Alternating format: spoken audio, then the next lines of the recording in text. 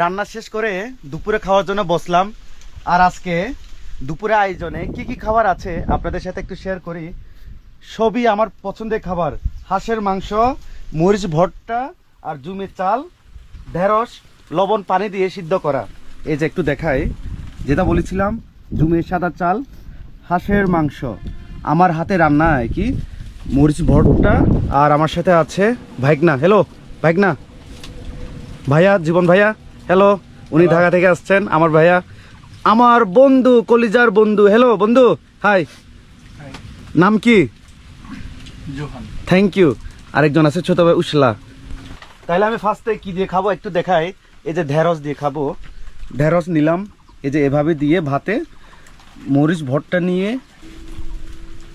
মরিচ ভর্তা, ঢেঁড়স, জুমে চালের ভাত।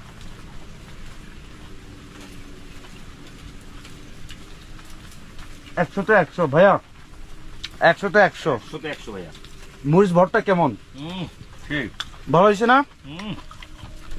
দেখেন ঢেঁড়সটা এত মজা হয়েছে। এই যে মরিচ নিলাম, কাঁচা মরিচ দিয়ে মরিচ ভর্তা বানানো আর কি।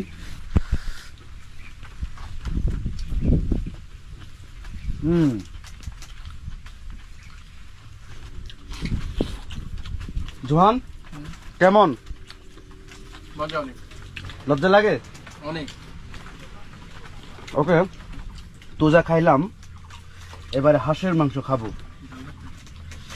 এই যে হাঁসের মাংস,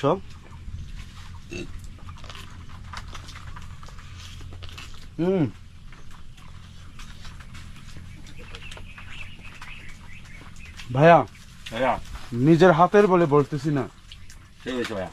যে খাই নাই কখনো বুঝবে না। আমি খাইতেছি তো খাইতেছি, ভালো কথা।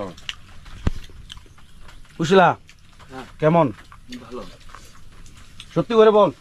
সত্যিটা বলছি। কোনদিনকে মিথ্যা বলছি? মজা।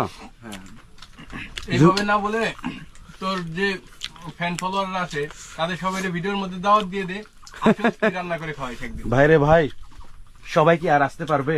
সবাই তো দূরে থাকে। ভাই না, খাও, পেট ভরে খাও। ভাইয়া ভাইয়া খান। সেই ভাইয়া। কে কে হাঁসের মাংস খেতে চান আমার হাতে, অবশ্যই এই ভিডিওতে কমেন্ট করে জানাবেন। দুপুরে খাওয়ার সময় মরিচ ভর্তা, এরকম সিদ্ধ করা ঢেঁড়স, বেগুন, শাকসবজি, এগুলো পেলে আর কিছু লাগে না।